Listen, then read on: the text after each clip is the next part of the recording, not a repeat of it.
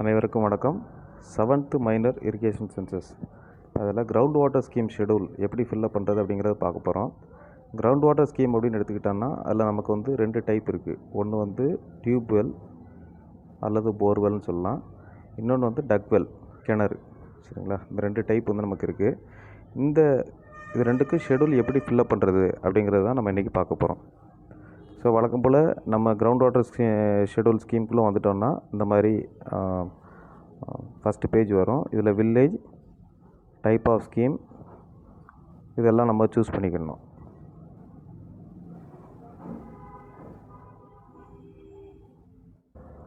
So type of scheme வந்து நமக்கு இங்கே ஃபஸ்ட்டு நான் டக்வெல் பார்க்குறேன். ஸோ டக்வெல் இது வரைக்கும் டேட்டா இல்லைன்னு சொல்லுது. ஸோ நம்ம ஒரு புதுசாக ஒரு டேட்டா க்ரியேட் பண்ணிக்கிடுதோம்.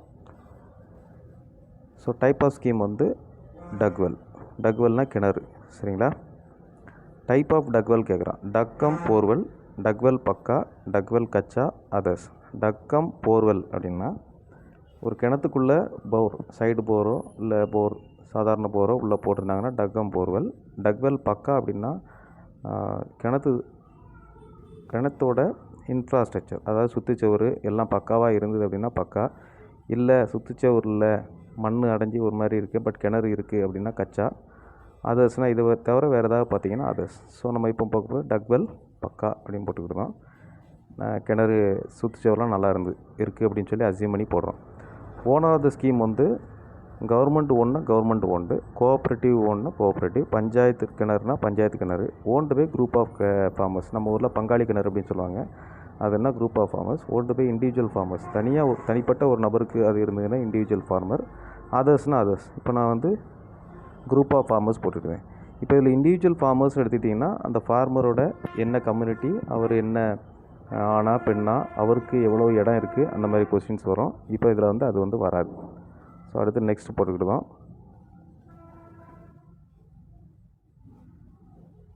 இப்போ நெக்ஸ்ட்டில் கஸ்டா நம்பர் ஆஃப் த ஸ்கீம். கஸ்டா நம்பர்னால் சர்வே நம்பர் வந்து ஒரு 10/1 அப்படின்னா 10/1 அப்படின்னு போட்டுக்கலாம்.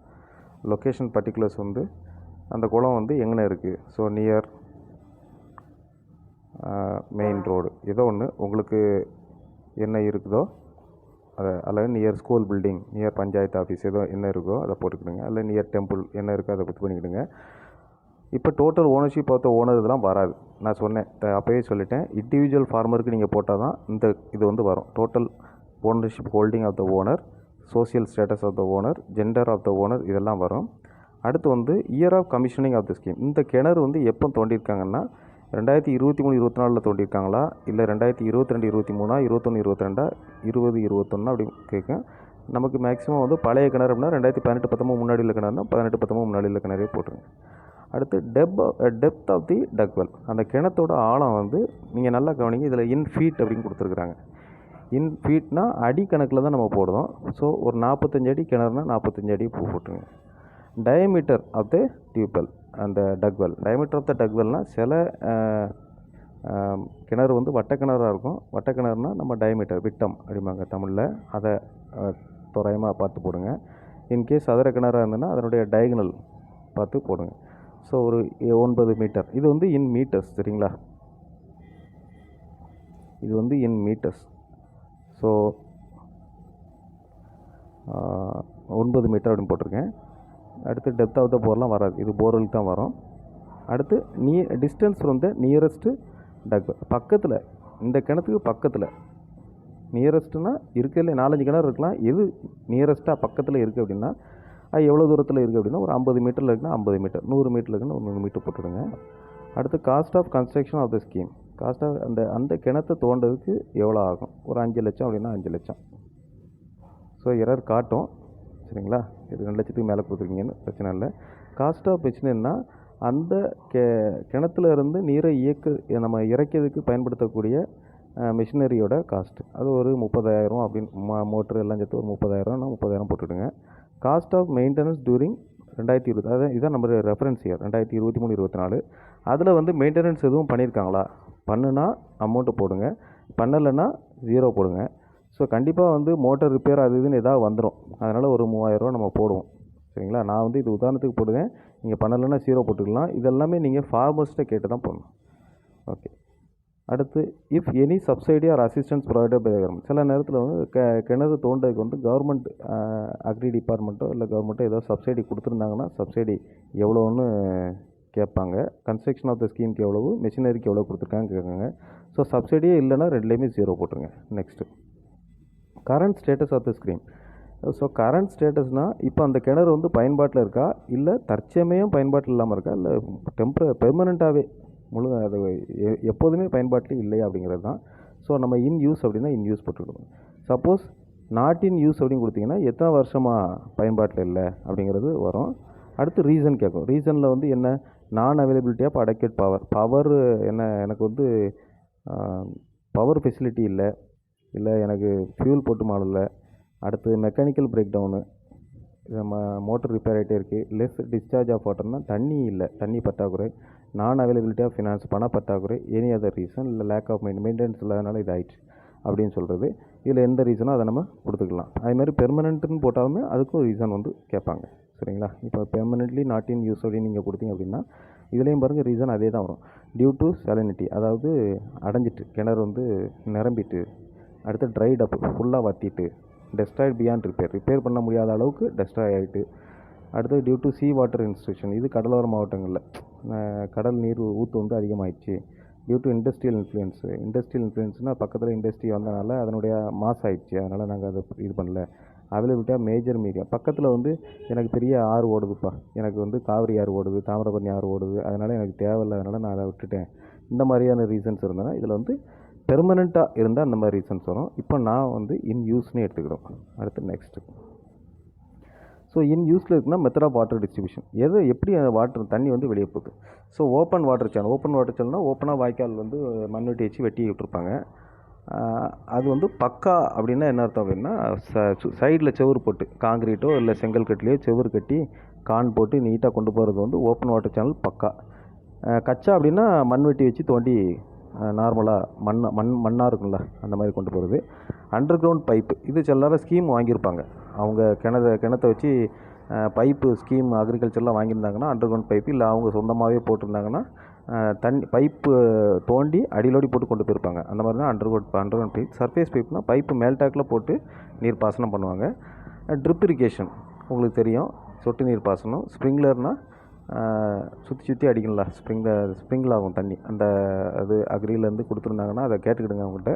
ஸோ நம்ம வந்து இப்போ ஓப்பன் வாட்டர் சேனல் கச்சா இதான் மேக்ஸிமம் இருக்கும், அதனால் அதை எடுத்துக்கிட்டேன்.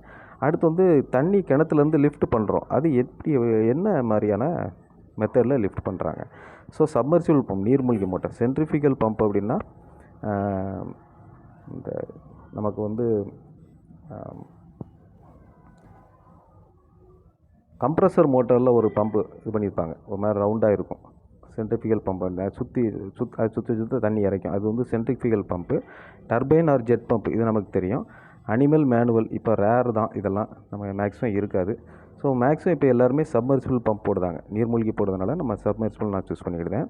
சோர்ஸ் ஆஃப் தி எனர்ஜி வந்து எலக்ட்ரிக்னா எலக்ட்ரிக், டீசல் இன்ஜின்னா டீசல் இன்ஜின், விண்டு மில்னா windmill, solar, manual, animal, natural, இதுன்னு உங்களுக்கு தெரியும். மேக்ஸிமம் எலக்ட்ரிக்காக தான் இருக்கும். அப்போ horse power of the lifting device. So minimum ஒரு கிணத்துல வந்து 3 ஹெச்பியிலேருந்து 7 ஹெச்பி 10 ஹெச்பி வரைக்கும் போட்டிருப்பாங்க. நம்ம ஒரு 5 ஹெச்பி மோட்டார் உள்ளே போட்டிருக்காங்கன்னா 5 ஹெச்பின்னு போட்டுடுங்க. அடுத்து நெக்ஸ்ட்டு. ஸோ இது பாருங்கள், number of days pump operated. ஒரு சீசனில், காரிஃப் சீசனில் எத்தனை நாள் பம்ப் ஆப்ரேட் ஆகிருக்கு. சரிங்களா? காரிஃப் சீசன்னால் நமக்கு வந்து 6 மாதம் நமக்கு தெரியும். அந்த 6 மாதத்தில் ஏப்ரல் டு செப்டம்பரா, அந்த 6 மாதத்தில் எத்தனை நாள் தண்ணி வந்து அந்த பம்ப் வந்து ஆப்ரேட் ஆகிருக்கு. ஸோ ஒரு தடவை கிராப் போட்டு எடுத்துப்பாங்க அப்படின்னா ஆவரேஜாக கிராப் வந்து 90 to 120 டேஸ்னால் எத்தனை நாள் தண்ணி பாய்ச்சிருப்பாங்க. ஒரு 45 நாள்னால் 45 நாள், அது வந்து கிராப்பை பொறுத்து இருக்குது.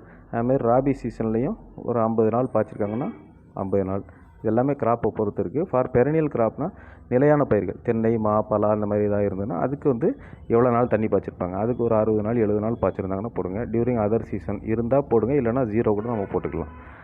Average hours of pumping per day, ஒரு நாளைக்கு எவ்வளோ நேரம் தண்ணி பாய்க்கிறாங்க, அது வந்து கிணத்துல உள்ள தண்ணியை பொறுத்து இருக்குது. ஒவ்வொரு கிணறுக்கும் மாறுபடும். சில கிணறுல தண்ணி நிறைய இருக்கும், அதெல்லாம் ரொம்ப நேரம் பாய்ப்பாங்க. ஸோ ஆவரேஜாக 2 ஹவர்ஸ் அப்படின்னா 2 ஹவர்ஸ், 3 ஹவர்ஸ்னால் 3 ஹவர்ஸ் இந்த மாதிரி போட்டுக்கிடுங்க. Perennial கிராப்புக்கு 1 ஹவர்னால் 1 hour போட்டுக்கிடுங்க. எத்தனை மணி நேரமோ அதை வந்து நீங்கள் விவசாயிகள்கிட்ட கேட்டு போட வேண்டியதுதான். So whether the scheme is located இந்த command of major medium scheme, அதாவது பக்கத்தில் வந்து மேஜர் ஸ்கீம்ஸு காவிரி ஆறு, தாமிரபரணி ஆறு இந்த மாதிரி எதுவும் போகுதுன்னா எஸ் கொடுங்க, இல்லைன்னா நோ கொடுத்துருங்க. நீங்கள் எஸ் கொடுத்தீங்கன்னா அது என்ன, இப்போ எஸ் கொடுத்தோம் அப்படின்னா இதில் கேட்கும் என்ன ப்ராஜெக்ட்டு, சிதமலி ரிசர்வ் ப்ராஜெக்ட்டு, அமராவதி, அரினார் அப்படின்னு நிறைய இது வரும். இது உங்கள் ஊரில் இருந்ததுன்னா, அது பக்கத்தில் அந்த மாதிரி இருந்ததுன்னா கொடுங்க. இப்போ அப்போதைக்கு நான் வந்து நோ கொடுத்துட்டு போகிறேன். Whether the scheme is meant only for recharge of ground, அதாவது பாசனத்துக்கு பயன்படுத்தவே இல்லை, வெறுமனே ரீசார்ஜ் ஆஃப் கிரவுண்ட் வாட்டருடைய தரத்தை உயர்த்ததுக்கு நம்ம வந்து பயன்படுத்துகிறோம் அப்படின்னா எஸ் கொடுங்க. இல்லை பாசனத்துக்கு பயன்படுத்துகிறாங்க அப்படின்னா இதில் வந்து நோ தான் வரும். அடுத்து கல்ச்சரபிள் கமாண்ட் ஏரியா. கல்ச்சரபிள் கமாண்ட் ஏரியானா அந்த கிணத்துலேருந்து எவ்வளோ ஏரியாவுக்கு பாசனம் பெறுற மாதிரி இருக்குது, எவ்வளோ ஏரியா வந்து பயனடையுது அந்த கிணத்துனால. சப்போஸ் இது வந்து இன் ஹெக்டேர், 2 ஹெக்டேர் பயனடைதுன்னா 2 ஹெக்டேர் அப்படின்னு இதில் போடுங்க. இப்போ நம்ம 2 ஹெக்டேர்னு கொடுத்துருக்குறோம். அப்போ அந்த 2 ஹெக்டேர்லேயும் ஃபுல்லாக பயிர் வைக்கணும்னு அவசியம் இல்லை, சரிங்களா. ஒவ்வொரு சீசன்லேயும் ஒவ்வொரு மாதிரி பயிர் செய்வாங்க. அப்போ நம்ம காரிஃப் சீசனில் வந்து சப்போஸ் ஒரு ஹெக்டேரில் தான் பயிர் பண்ணியிருந்தாங்கன்னா 1 ஹெக்டேர், ராபி சீசனில் ஒரு 1.5 ஹெக்டேர், மழை காலங்கிறாங்க 1.5 ஹெக்டேர் பயிர் பண்ணியிருக்காங்க 1.5 ஹெக்டேர். பெரனியல் கிராப் வந்து ஒரு 10 ஏர் இருக்குன்னா 0.10 அடிக்கணும். நீங்கள் டாட் அப்படின்னு ஆரம்பிச்சிங்கன்னா அது எரர் காட்டும், சரிங்களா. ஸோ எனிவே நம்ம 10 ஏர் 20 ஏர் அப்படின்னு அடித்தோம்னா 0 அப்படின்னு அடிக்கணும். ஸோ அதர்ஸ் வந்து 0 போட்டுக்கிறேன். Season wise actual area irrigation, இது வந்து எவ்வளோ ஏரியா பொட்டன்ஷியல், இது வந்து பொட்டன்ஷியல் காரிஃபில் எவ்வளோ ஏரியாவுக்கு நம்ம இது பண்ணலாம், ராபிக்கு எவ்வளோ ஏரியாவுக்கு பயிர் பண்ணலாம் அப்படிங்கிறது. அப்போ ஆக்சுவலாக எவ்வளோ பண்ணியிருக்காங்க அப்படின்னா இது பண்ணலாம், இல்லைன்னா இதை விட சிலரை கொஞ்சம் கம்மியாகவும் பண்ணலாம். ஸோ அதே மாதிரி நம்ம இதை கூட போட்டு நான் பண்ணுறேன். 1.5 பெரனியலுக்கு வந்து 0.2 0.1 தான் கொடுத்துருக்குறோம். அப்போ இங்கே 2 போட்டால் அக்செப்ட் பண்ணாது, சரிங்களா. அதர்ஸ் வந்து 0. Weather the scheme is under utilised, இப்போ அந்த ஸ்கீம் வந்து பயன்பாட்டில் இருக்கா அப்படின்னா என்ன, இப்போ ஏதாவது அந்த கிணத்துல வந்து ரிப்பேர் எதுவும் பண்ணிகிட்டு இருக்காங்களா, இல்லைன்னா நோ, பண்ணாங்கன்னா எஸ், இல்லைன்னா no. Whether the MA scheme is used for drinking water purpose, குடி தண்ணீருக்கு மட்டும்தான் பயன்படுத்தினா எஸ் கொடுங்க, இல்லைன்னா நோ தான் கொடுக்கணும். Whether the scheme is capturing previous census, பழைய சென்சஸில் எடுத்திருந்தாங்கன்னா எஸ், இல்லைன்னா நோ. அடுத்து வழக்கம் போல் நம்ம ஃபோட்டோ எடுக்கணும். இந்த கேமரா ஐக்கானை கிளிக் பண்ணிங்கன்னா நமக்கு வந்து ஃபோட்டோ வரும். ஸோ இதுதான் நம்ம வந்து கிரவுண்ட் வாட்டர் ஸ்கீமில் டக்வெல் எப்படி என்ட்ரு பண்ணணும் அப்படிங்கிறத நான் சொல்லியிருக்கேன். தேங்க்யூ.